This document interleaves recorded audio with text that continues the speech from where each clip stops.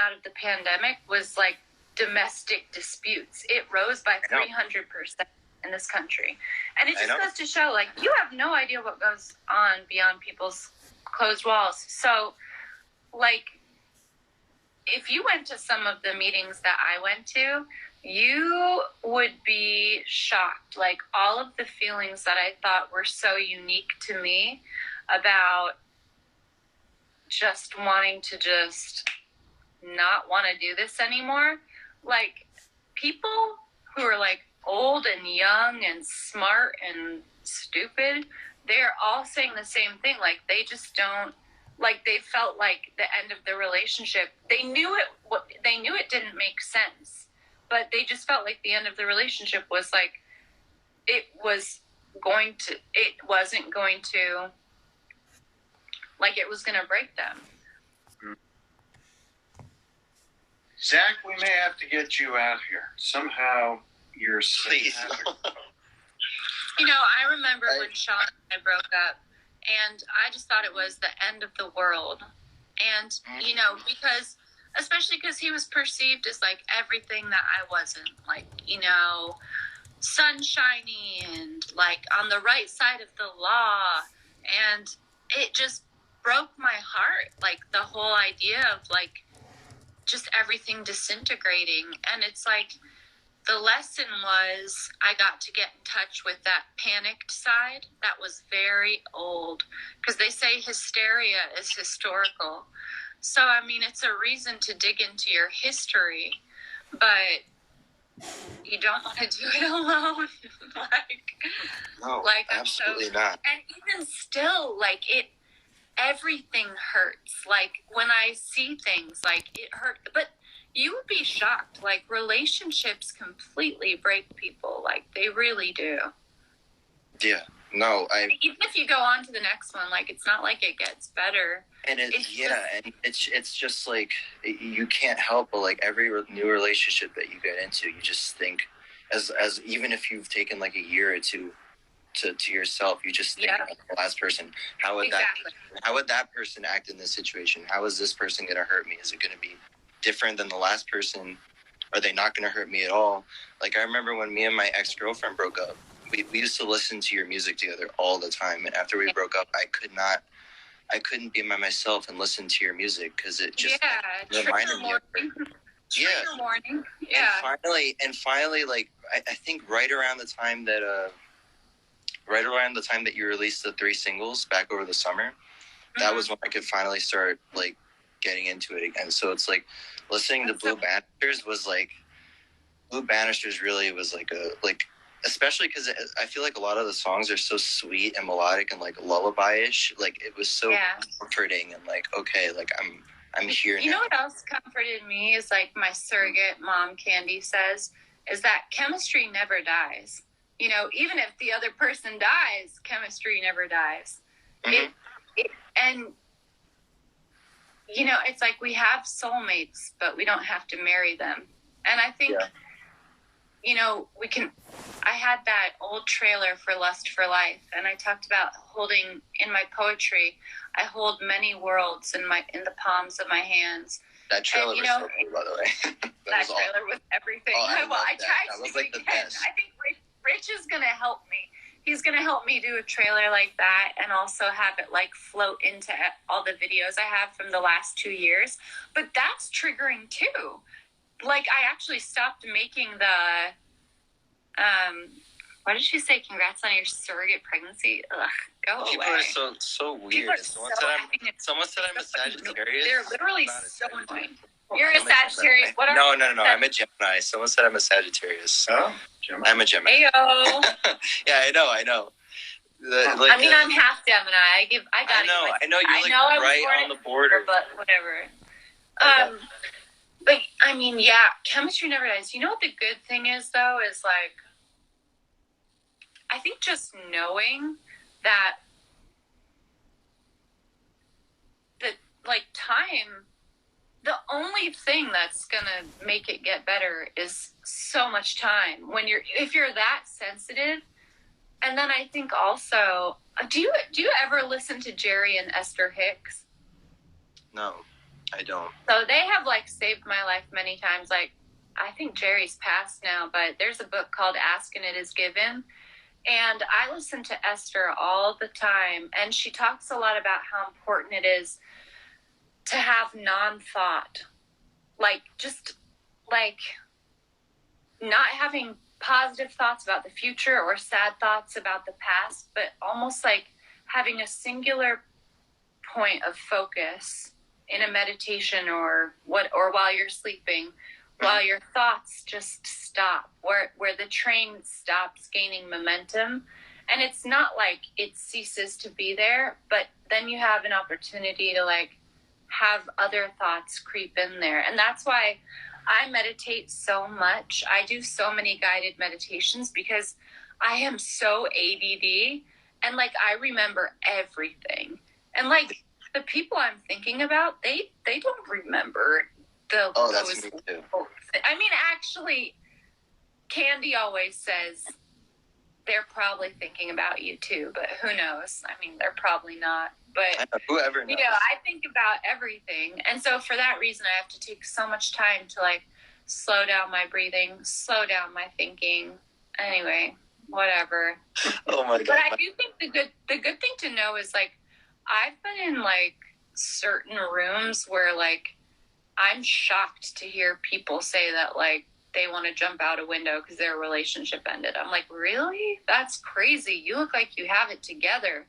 So I don't know. I personally think it's like a lot of people. That's how it is with you. You always you look so well put together and just so strong. What? I mean, like the real fans, we know. Like you were so strong. Everybody knows. Look at what they write. Lana. No, only the real fans really know. Like everyone else just thinks you're like a bad bitch. And I know you are a bad bitch. I don't think they think I'm a bad bitch. I just think they've been through so much. I just think they think I'm bad. But actually, it's like the height. You know what it is? It's like a heightened hyper opposite. And I think it's just so hard to see if you're like a bad person. Mm-hmm. I think you just are like. So, sometimes you really like, fuck that girl. Like fuck that girl. Especially like being a sensitive person, like you beat yourself up for like, did I say that wrong? How like should I have like handled this differently? How did I affect someone? Like you really sometimes you really just have to sit with yourself and just remind yourself of your intentions. And I feel like what you were saying before, like with spirituality and just making a good impact, even though like some of your albums come from, I mean, like hard places. Yeah. The effect that they like release into the universe and just what they bring other people, I feel like that kind of just negates like that, you know. It all comes out. It all comes like in a full circle of it, like things balance. In the end, even if everyone hates it, it all comes out in the wash. Like it doesn't. Like none of it matters. Like, I don't know. No, I mean, I think also I heard someone say once, like, sometimes in relationships, it's not the messenger, it's the message. Like, sometimes you have to pay attention to, like, what was it in that partner that they had that you wanted? And what did you have that they wanted? I mean, I personally know the answers to those two questions in all my relationships. You know, is it stability? Is it like the ability to hold it together no matter what? Right. That's probably my pattern. Although actually they ended up losing it. So like, even though it's all so messed up. But anyway, but you're awesome, Zach, and we will at some point. I mean, we're from up there, so either we'll go up there or we'll get you. And you're awesome. Let me see you're Matt. Amazing. Oh yeah, Matt. Oh, bye, Lana. Nice to meet you. Oh, Matt, how's Matt doing? How are you doing, Matt? Good. Yeah. Yeah. I showed him your music so long ago. Sorry, I don't know as much. He doesn't know like I do. No, you don't have to know one thing about me. I'm just checking in with you. How's Cornell? All good. I'm glad that you made Zach so happy. Thank you. We were Thank you. We were at dinner like when you first went live like an hour and a half ago, and I was like, I had like a couple of glasses of wine, and you went live. I was like, oh my god, Matt! If she like adds me to the live right now, I don't know what I'm gonna do with myself. I literally like manifested this. It's crazy. I know. It's like you never know what to do when you like get what you want. But you know what? I think really in this exchange, you're like the blessing to us. Don't you feel, Dad? Yeah, Matt, you're a very sweet guy. Matt is, but Zach. Matt, good word too. Do you know that my dad called all of my friends in high school Jennifer, and I never even knew a Jennifer? Really? And both me and my dad forget how old we are. I haven't known how, I've gotten my age wrong since I was 24. Yeah, I know. You don't look a day over 24, Lana, so don't worry about that. You know it's true. And Rob, you're not you don't look a day over 40. Over 38. All the right things. Yeah, you're saying all the right things. Saying all the right things. Like, you're like immortal, Lana. It's crazy. The funny thing is, now I have my best friend Jen, and he calls her Jan. It's like crazy. Jan? If you meet me, I just smile. How are you? Good to see you. He's always been that way, even with like my friends in high school that like I knew forever. But anyways, whatever, it's what it is. But you are such a gift. You're everybody has a presence when their energy comes off the screen, and like you're just such a nice guy, and everything's gonna be just fine. But I would recommend, coming from someone who's older than you, if you ever get into a relationship and you even see any sign of a red flag, literally leave. God, just leave. Because like otherwise it'll be like 2 weeks later and you got keys to somebody's apartment and like you're in love, you know? I know. It's like they say when you're really close to someone, you kiss them, it's like in your mind you're married to them. Well, I mean that sounds crazy, but there's limerence, right? Limerick chemistry. Yeah. But I mean, God, if I could give you any fucking wisdom, it would be just like be so careful. And that's what's hard about not wanting to be alone, because it doesn't matter how much yoga you do, how much miles you run in Long Beach, or how many records you put out. It's like wherever you go, there you are. Mm-hmm. However, I will say pulling geographics is sometimes helpful for me. Like I have driven across the country so many times, stopped in New Mexico, and I do feel different. I feel different in the middle of the country. And like, I do feel like landscape changes things, but yeah, I'm the same way. Also like, I've had some fucking really weird things happen when I've written things down. Like I will never speak to this person again. And there's this book, I won't mention what it is, but they say once you are at your most vulnerable, or you have made your most solid declarations, you will have a series of almost psychic events that occur that seem to bring that person into your life, i.e. you run into mutual friends, you run into someone at the grocery store, and that's always, to me now, it's always a sign that I did something right. Anytime life challenges me, like they throw, like even the paparazzi, right? It was so awful this morning, like he scared me to death. And then once I calmed down, I realized and I couldn't get my chickens back in the coop, right? Like I have chickens, they were crying all night long, and then my dad ripped his pants trying to catch these chickens, which sounds funny, but honestly, like, I'm so sensitive that if they cry at night, like, I feel so bad for them, so I'm up all night, like, cuddling them, and, like, they're just chickens, but the thing is, like, I already had a bad morning because I was up all morning with them, trying to catch them. Dad finally caught them, and then they leave, and then I go, and this paparazzi in this blacked out car follows me, and all of a sudden, it's like the last 2 years that were so normal, like they disappear, and it's like I'm not normal anymore. It's like I'm this person who's different from everybody, and it like scares me. What was the point point in me saying all this? What was Zach? I was saying something. Here's what it was. All of this could make you want to call somebody that you shouldn't. Like, because it's so hard to be alone. Yep. Even if you're with Dad. Like, yeah. But that's a personality type. That it's not everybody. It's like, it's very coda. Very codependent. I'm a sensitive, alcoholic, codependent. I completely relate to you and just look up to you that way. Just having like that comfort in someone who, I mean, even though we've never like really talked before now, I've always felt like somehow like you always understood me, and I just want to thank you just for.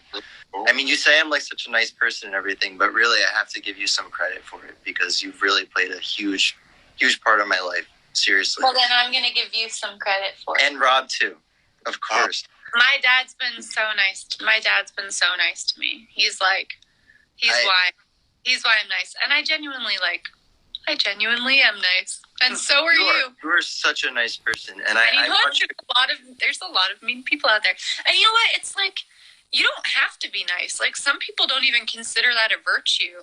You know, I mean, some people just like go, and you know they like.